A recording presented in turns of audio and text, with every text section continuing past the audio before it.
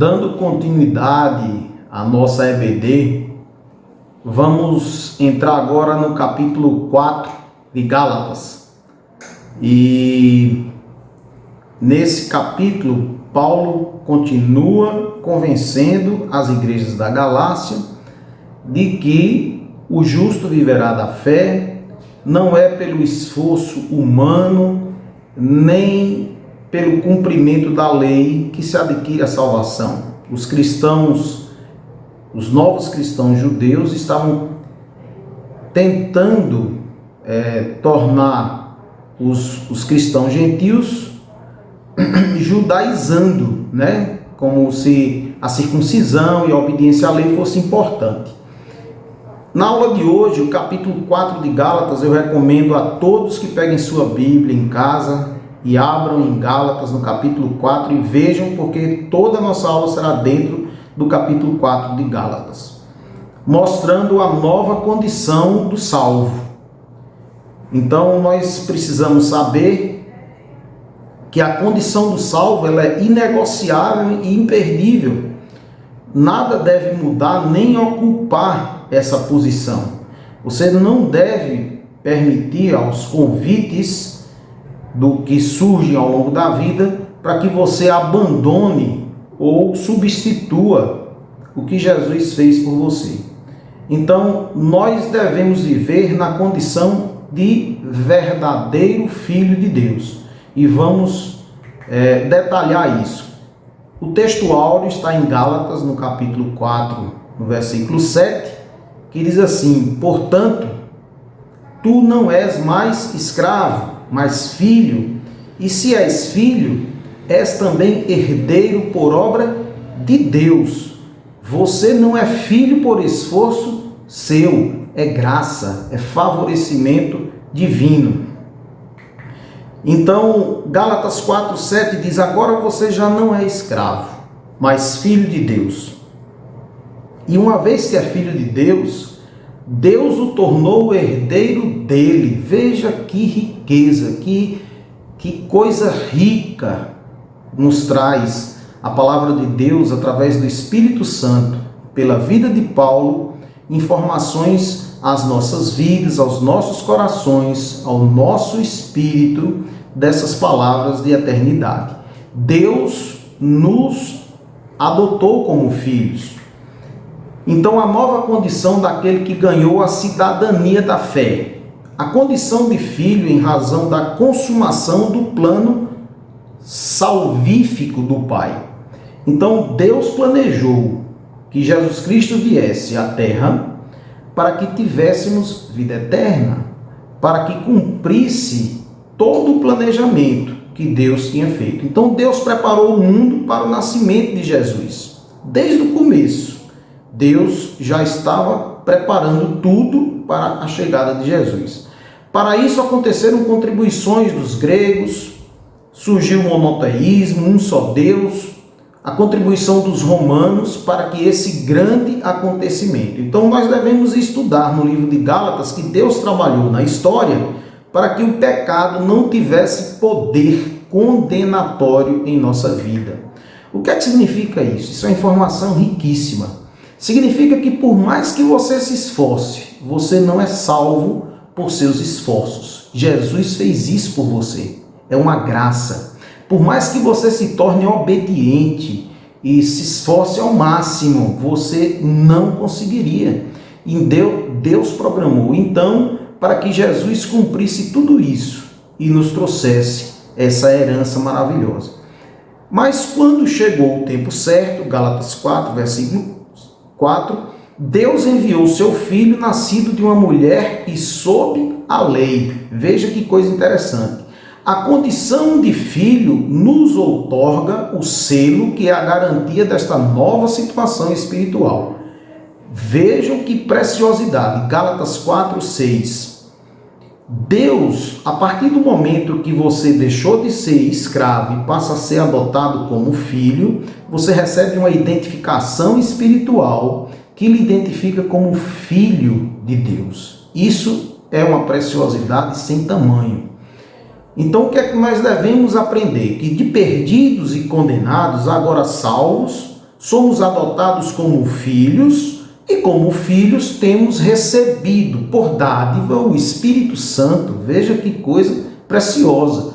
Então, a sua vida não deve ser direcionada pelo seu entendimento racional, mas a vida do cristão ela deve ser direcionada pelo Espírito Santo de Deus.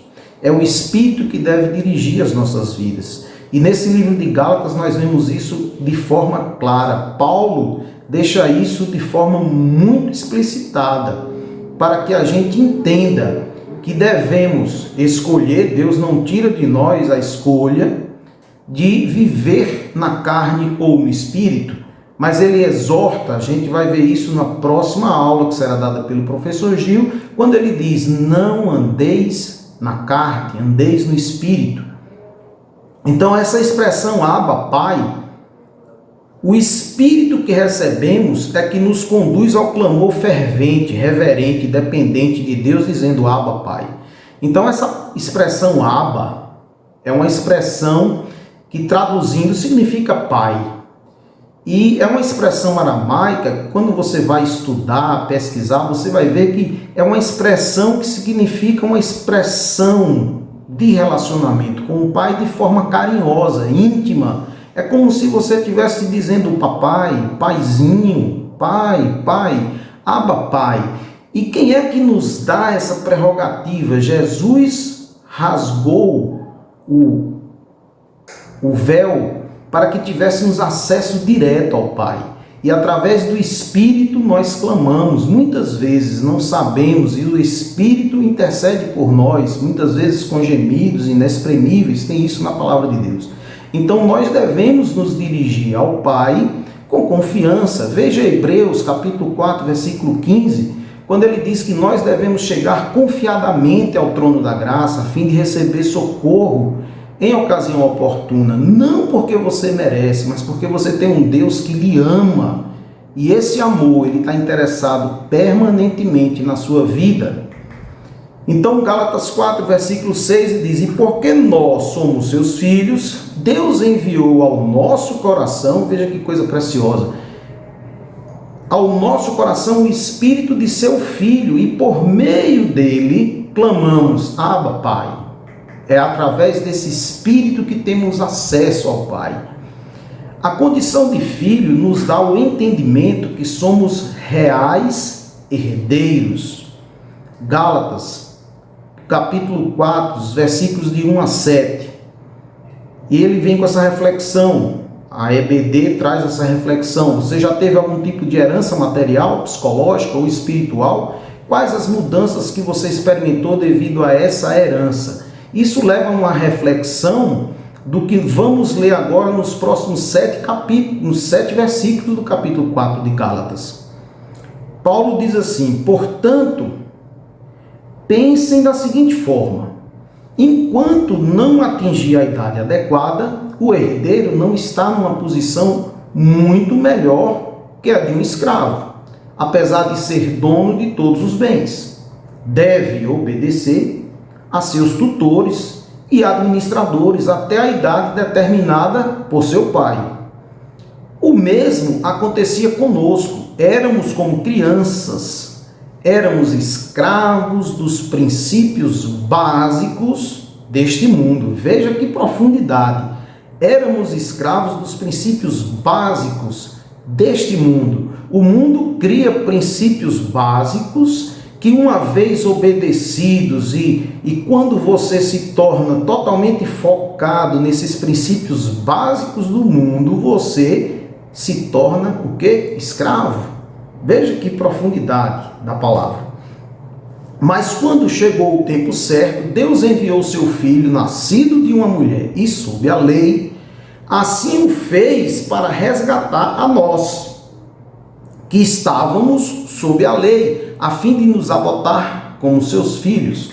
Aquilo que vimos na aula passada, o aio, o direcionador. A lei é um direcionador, é um tutor que nos direciona para Jesus. E porque nós somos seus filhos, Deus enviou ao nosso coração o Espírito de seu Filho, e por meio dele clamamos, Abba, Pai. agora você já não é escravo, mas filho de Deus. E uma vez que é filho, Deus o tornou herdeiro dele.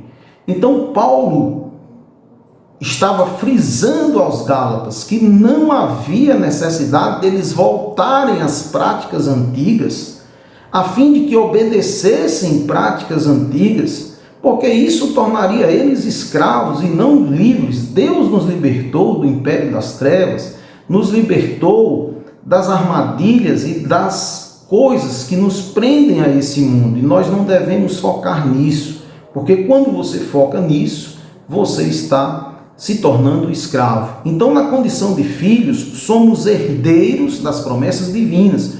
Qual o fundamento da nossa condição de herdeiros? Nossa herança não é por questões consanguíneas. Você não tem direito à herança porque você tem o mesmo sangue do seu pai, nem tampouco pela prática ou obediência de uma religião dos judeus, mas através de Cristo Jesus. E hoje também não através de uma obediência estrita, uma determinação de uma religião. Nós devemos ter uma vida de obediência, porque temos um Espírito que nos inunda com o amor de Deus, e o amor de Deus nos constrange, o pecado nos faz pequenos, a gente não se sente bem diante de um Deus que nos ama. Então, cada vez que você peca, cada vez que você falha com o seu Pai Celestial, o Espírito Santo nos direciona e diz: olha, isso não está bem, muda.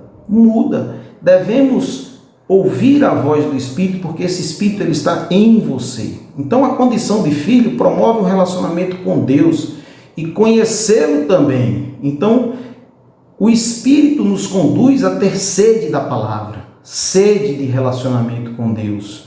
É como se tivéssemos a cada dia dizendo: Pai, vem comigo, assim como Moisés tinha uma dependência grande: Senhor, se o Senhor não for conosco, eu não irei.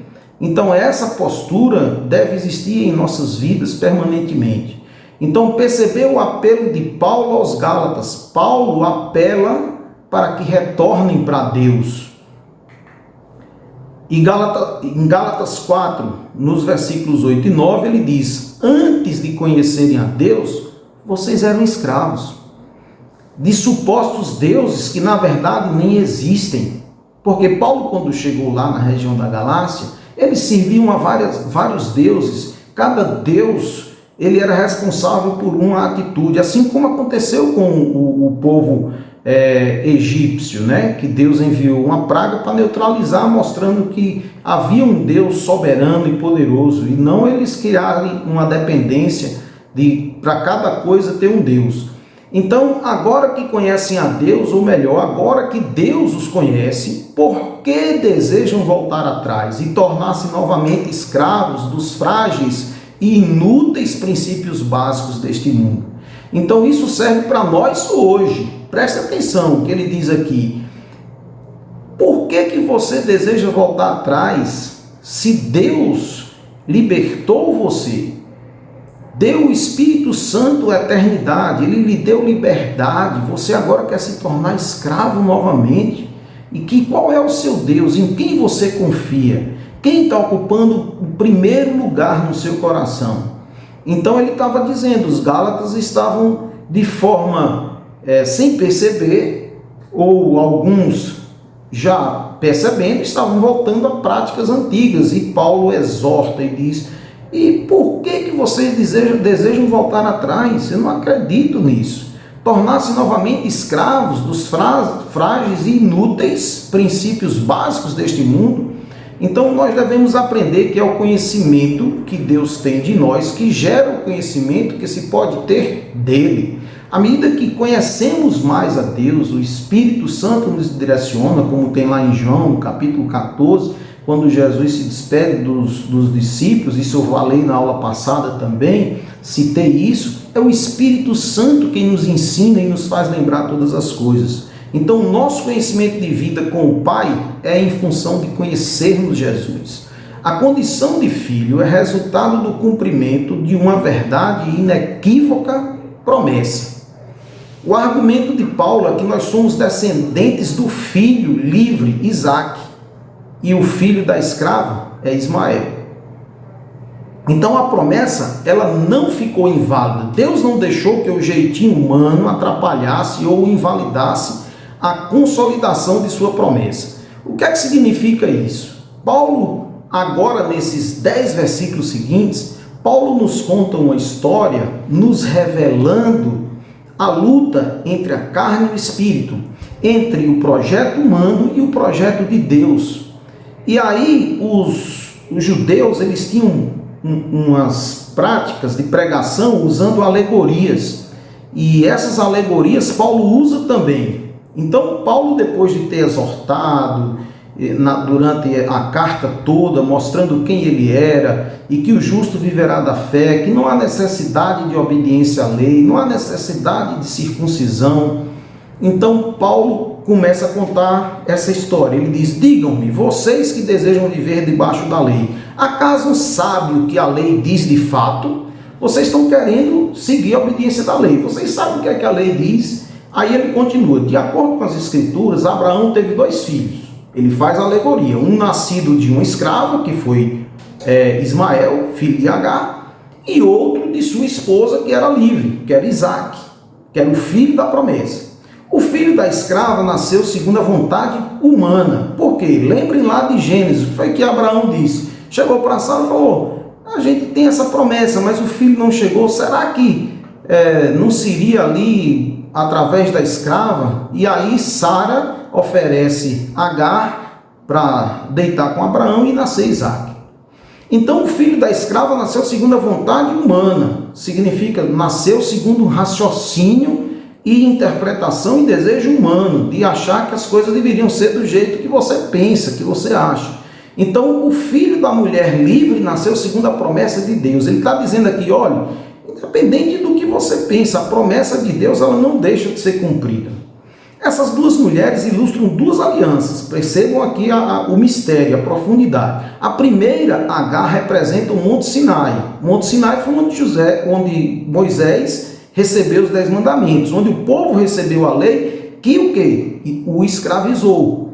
E Agar, que é o Monte Sinai na Arábia, representa a Jerusalém de agora. Ele está dizendo: olha, Agar representa você ficar preso no mundo, preso na carne, e significa que você perde a herança. Você vai ser filho quê? Do escravo, você vai viver na escravidão. E ele está dizendo aqui: pois ela e seus filhos vivem sobre a escravidão da lei. Você quer se agarrar a esse mundo, as coisas do mundo, você vai viver na escravidão. A segunda, Sara, representa a Jerusalém celestial. Veja que coisa profunda. Ela é a mulher livre e é nossa mãe. Como dizem as escrituras: alegre-se, mulher sem filhos, você que nunca deu à luz. Grite de alegria, você que nunca esteve em trabalho de parto. Pois a abandonada agora tem mais filhos que a mulher que vive com o marido. E vocês, irmãos, são filhos da promessa, como Isaque. Ismael, o filho nascido à vontade humana, perseguiu Isaque, o filho nascido do poder do Espírito, e o mesmo ocorre agora. Vocês vão ver essa representação no capítulo seguinte de Gálatas, será a aula que o professor Gil vai dar. Essa luta entre a carne e o espírito milita contra a carne. Você pode viver 120 anos, mas você vai ter essa luta ao longo da sua vida, enquanto você viver sobre a terra. Ou seja, o espírito milita contra a carne contra o espírito. Então é exatamente isso que Paulo está falando. Mas o que dizem as escrituras sobre isso? Livre-se da escrava e do filho dela, pois o filho da escrava não será herdeiro junto com o filho da mulher. Assim como lá na frente ele diz: olha, você deve não andar na carne, porque os que andam na carne não herdarão o reino de Deus. Vê que coisa interessante, que mistério, que coisa bonita. Portanto, irmãos, somos filhos da escrava, somos filhos da mulher livre. Qual é a atividade do suplemento? A nova condição de salvo. O assunto: estamos vivendo a nova condição de salvo diante de Deus, não diante de uma sociedade. Nós não temos que ficar provando nada. Você deve apenas deixar fluir o que o Espírito Santo outorgou em sua vida. Deixe ser dirigido pelo Espírito Santo, porque tudo que há de bom em nós não é por nosso esforço, mas foi Deus que nos deu. E nos deu por quê? Para que o nome dele fosse glorificado através das nossas vidas. Qual é o desafio? Você preparar uma reflexão sobre o seguinte tema: quais os meus privilégios e responsabilidades como salvo em Cristo? Como viver esta nova condição de salvo? Então, com gratidão a Deus primeiro, por esta tão grande salvação. Você não merece, você era escravo e agora é herdeiro, como se fosse, imagine você receber uma herança em que você não merecia, você era escravo e de repente agora você passou a ser herdeiro. Então é uma graça muito grande. Então, sempre crescendo na graça do Senhor, vivendo sempre na condição de verdadeiros filhos de Deus, você é feliz, você é um bem-aventurado, porque você tem o Espírito Santo de Deus. Pela graça, nós não deixamos de ter lutas e dificuldades na vida, jamais. Inclusive temos a nossa luta interior, do espírito contra a carne, até o final da nossa vida. Mas saiba que em todas as coisas, em Cristo Jesus, nós somos mais que vencedores, e a palavra de Deus que nos diz isso. E devemos compartilhar essa mensagem do Evangelho também com outras pessoas. Por quê? Porque a salvação não é algo para você bater no peito como se você achasse superior ou soberbo por isso. Jamais. Então fica essa reflexão, esse capítulo 4 de Gálatas é riquíssimo. O livro de Gálatas é muito rico em ensinamentos e o Espírito Santo vai falar aos nossos corações permanentemente a cada vez que a gente lê e sedimentar isso em nossas vidas. Amém? Deus abençoe a todos.